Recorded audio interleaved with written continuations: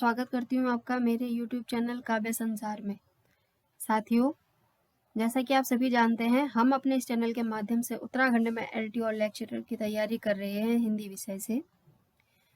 इसके अंतर्गत हमने हिंदी साहित्य शुरू करा है और इसके साथ ही हम संस्कृत व्याकरण, हिंदी व्याकरण भी साथ के साथ पढ़ रहे हैं। साथियों, अभी हम हिंदी साहित्य में आदिकाल कंप्लीट करके भक्तिकाल चला रहे हैं और भक्तिकाल में भी हमने देखा कि भक्तिकाल को सगुण और निर्गुण दो काव्यधारा में बांटा गया था। सबसे पहले हमने निर्गुण काव्यधारा पढ़ा, जो दो भागों में बटी हुई है, संत काव्यधारा और सूफी काव्यधारा।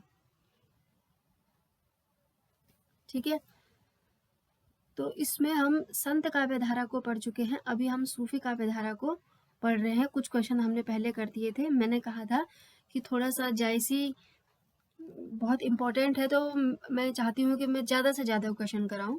वन लाइनर में सभी तो नहीं हो पाएगा, लेकिन हाँ, इम्पोर्टेंट बहुत कुछ कवर हो जाएगा। तो कुछ क्वेश्चन हम कर चुके हैं और भक्तिकाल की इस सीरीज में हम 150 क्वेश्चन कर चुके हैं। ठीक है, तो अब देखते हैं जायसी का जन्म कब हुआ था। तो 1492 ईस्वी में। जायस नगर मोर स्थानु किसके जन्म संबंधी पंक्ति है?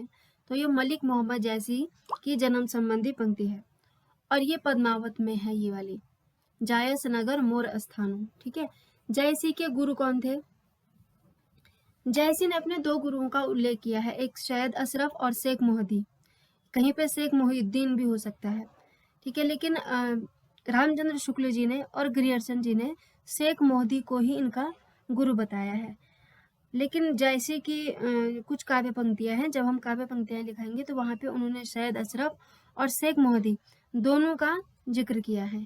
ठीक है, और अगर ऐसा पूछा जाता है कि जो जायसी हैं वो किसकी शिष्य परंपरा में आते हैं, तब ये भी निजामुद्दीन औलिया की शिष्य परंपरा में आते हैं। अगर किसी को याद होगा तो वो बताएं कि निजामुद्दीन औलिया किसके गुरु थे। ठीक है, अगला क्वेश्चन है जायसी की रचनाएं। कौन कौन सी रचनाएं हैं? पद्मावत, आखिरी कलाम और अखरावट। देखिए, इनकी जो मुख्य रचनाएं हैं वो यही हैं, पद्मावत, आखिरी कलाम और अखरावट। लेकिन इसके अतिरिक्त भी इनकी बहुत सारी रचनाएं हैं जिसके बारे में भी क्वेश्चन पूछा जाता है। ठीक है, तो फिलहाल अगर हम जो इम्पोर्टेंट है वो तीनों ही हैं। जब हम बाद में कभी डिटेल में पढ़ेंगे तो बाकी रचनाओं को भी पढ़ेंगे। ठीक है, तो पद्मावत किस प्रकार का काव्य है? ये एक प्रबंधात्मक काव्य है। आप लोगों को पता ही होगा प्रबंधात्मक काव्य किसे कहते हैं। ठीक है, अगर नहीं पता है तो बता देना, मैं बता दूंगी। पद्मावत का रचनाकाल क्या है? 1540 ईस्वी। और पता है आपको, इसका जो शुरू की गई है ये 1520 में शुरू कर दी गई थी। ठीक है, अब देखो सन में अगर पूछे तो 1520 से प्रारंभ है, लेकिन अगला जो क्वेश्चन है यहाँ देखिए, सन 927 आहा कथा आरंभ बेन कहा। ये पद्मावत की लाइन है। ये किसकी काव्य पंक्ति है? ये पद्मावत की है।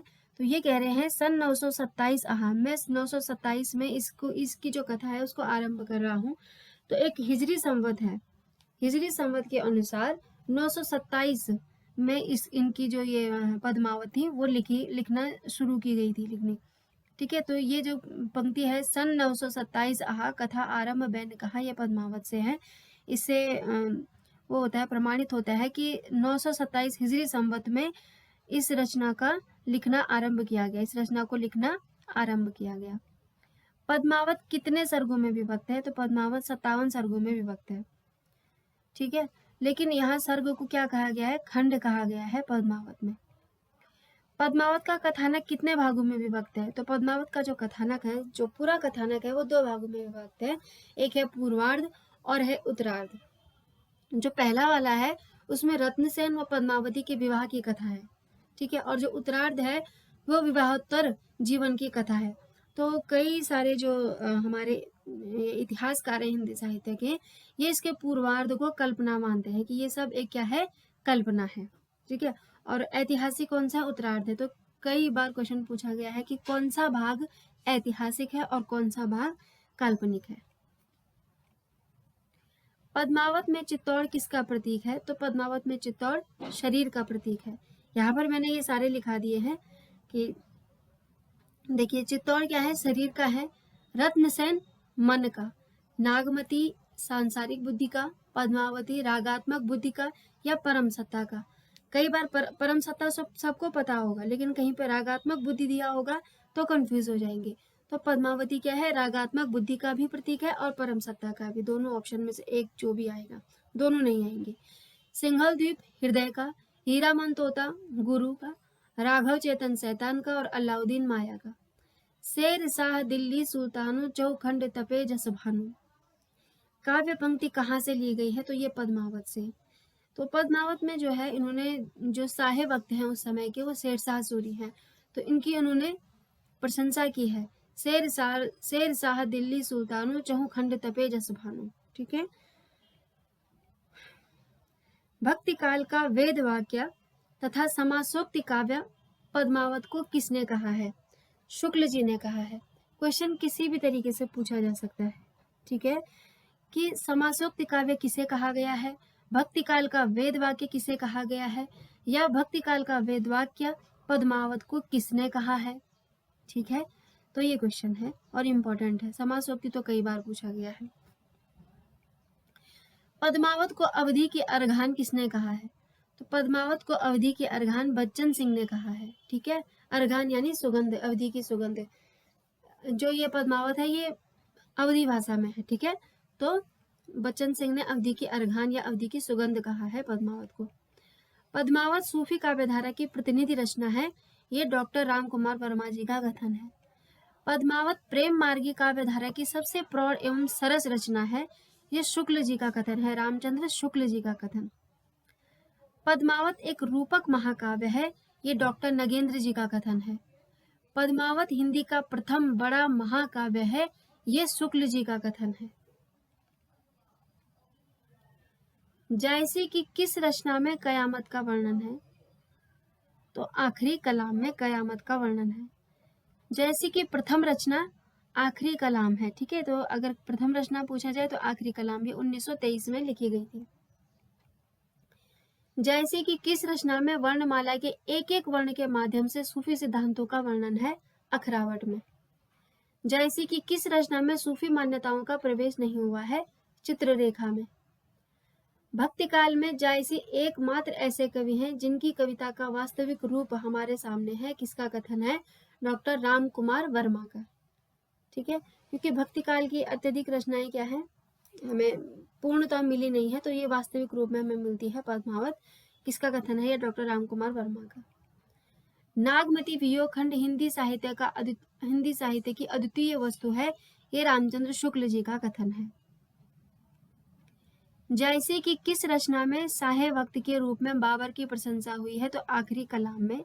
और शेरशाह सूरी की जो प्रशंसा हुई है वो पद्मावत में। सूफी साधना का मेरुदंड प्रेम है, ये शुक्ल जी का कथन है, आचार्य रामचंद्र शुक्ल जी का कथन। जैसे कि किस रचना में अंग्रेजों के द्वीप का वर्णन मिलता है? तो चित्रावली में अंग्रेजों के द्वीप का वर्णन मिलता है। पद्मावत में प्रयोग है 7 चौपाइयों के बाद एक दोहा, ये क्वेश्चन आया था। 10 चौपाइयों के बाद एक दोहा किस रचना में है? यूसुफ जुलेखा। ठीक है, जानत है सृजनहारा जे कुछ मन मरम हमारा, ये किसकी काव्य पंक्ति है? नूर मोहम्मद की और अनुराग बांसुरी से। हिंदू मग पर पाँव न राखेव का जो बहुते हिंदी बाखेव, ये नूर मोहम्मद की रचना है, अनुराग बांसुरी से। ठीक है, तो इसके साथ ही हमने निर्गुण काव्यधारा है जो उसके 1 लाइनर कर दिए हैं। वैसे तो मैंने सोचा था कि मैं सारे मिक्स करके पढ़ा दूं, लेकिन ऐसे में मुझे ढूंढने में भी दिक्कत आ रही है और ढूंढने से ज़्यादा बहुत सारे क्वेश्चन रह जा रहे हैं, तो मुझे लगा कि मैं सीक्वेंस वाइज ही लिखवाऊँ। बाद में जो क्वेश्चन बचेंगे या फिर अगर मैं दोबारा रिवीजन में जब मैं वीडियो बनाऊँ तब मैं सारे मिक्स करके लिखवा दूंगी। ठीक है, अभी देखिए सगुण काव्यधारा। जिन भक्त कवियों ने ईश्वर को सगुण साकार मानकर उनकी उपासना में काव्य रचना की, उनके द्वारा रचित काव्य जाना जाता है सगुण काव्यधारा के नाम से। सगुण काव्यधारा कितने भागों में विभक्त है? ये भी 2 भागों में विभक्त है, राम भक्ति शाखा और कृष्ण भक्ति शाखा। जो राम भक्ति शाखा है उसमें है ईश्वरदास, अग्रदास, रामानंद, नाभादास, तुलसीदास, केशवदास आदि, और भी होंगे मुख्य। और कृष्ण भक्ति शाखा में ये हम पहले भी लिख चुके हैं, निम्बार्क संप्रदाय है जो निम्बकाचार्य जी का है। वल्लभ संप्रदाय वल्लभाचार्य, सखी संप्रदाय स्वामी हरिदास, राधा वल्लभ संप्रदाय हित हरिवंश, गौड़ीय संप्रदाय चैतन्य महाप्रभु और संप्रदाय जो निरपेक्ष है वो मीराबाई, रसखान, रहीमदास आदि। ठीक है, तो हमें अभी ये इतने सारे पढ़ने हैं। जिन भक्त कवियों ने राम को विष्णु का अवतार मानकर उनकी उपासना की और उनके द्वारा रचित काव्य जाना जाता है राम भक्ति शाखा से। तो ये भी क्वेश्चन है कि राम को विष्णु का अवतार किसने माना है, तो राम भक्ति शाखा के कवियों ने। राम भक्ति काव्य धारा के प्रवर्तक कौन है, रामानंद है। रामानंद का जन्म कब हुआ, 15वीं शताब्दी के पूर्वार्ध में। रामानंद के गुरु का नाम राघवानंद। हिंदू धर्म की रक्षा के लिए वैरागी दल का गठन किसने किया, रामानंद ने। रामावत संप्रदाय की स्थापना किसने की, रामानंद ने। दसदा भक्ति का आगार किसे कहा जाता है, तो रामानंद को कहा जाता है। और किसने सबसे पहले भक्ति के द्वार शूद्रों और स्त्रियों के लिए खोल दिए थे, रामानंद ने। रामानंद को आकाश धर्मा गुरु किसने कहा, हजारी प्रसाद द्विवेदी ने। तो इसी कारण कहा था क्योंकि इन्होंने भक्ति के द्वार सबके लिए खोल दिए थे, इसलिए इनको आकाश धर्मा गुरु कहा है। किसने कहा है, हजारी प्रसाद द्विवेदी जी ने। भक्तमाल में रामानंद के कितने शिष्यों का उल्लेख है, तो 12 शिष्यों का, जो है अनंतानंद, सुखानंद, सुरसुरानंद, भावानंद, नरहरियानंद या नरहरिदास, कबीर, पीपा, धन्ना, सेन, रैदास, योगानंद और पद्मावती। तो ये 12 शिष्य हैं। अग्रदास के गुरु कृष्णदास पैहारी और अग्रदास का जो उपनाम है वो अग्र अली।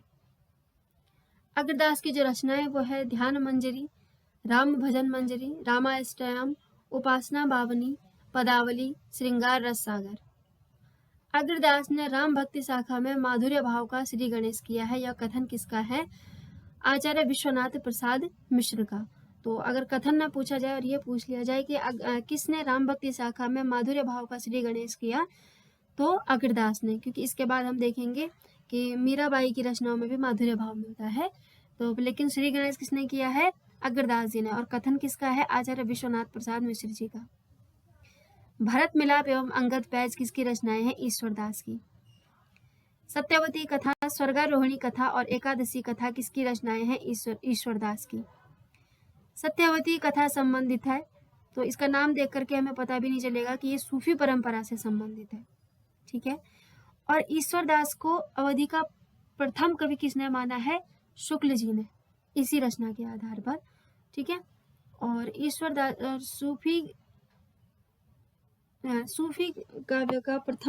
सूफी काव्य धारा का प्रथम कवि ईश्वरदास को किसने माना है, तो वो हजारी प्रसाद द्विवेदी जी ने माना है। लेकिन इन्हीं को अवधि का प्रथम कवि शुक्ल जी मानते हैं। ठीक है, तो हमने आज 200 क्वेश्चन कंप्लीट कर लिए हैं भक्ति काल के। साथियों, मैं उम्मीद करती हूँ आपको मेरे वीडियोस पसंद आ रहे होंगे और मैंने बहुत अच्छे क्वेश्चन इसमें लिखे हैं। आप अच्छे से पढ़िएगा, ठीक है, और देखते रहिएगा मेरे वीडियो। धन्यवाद।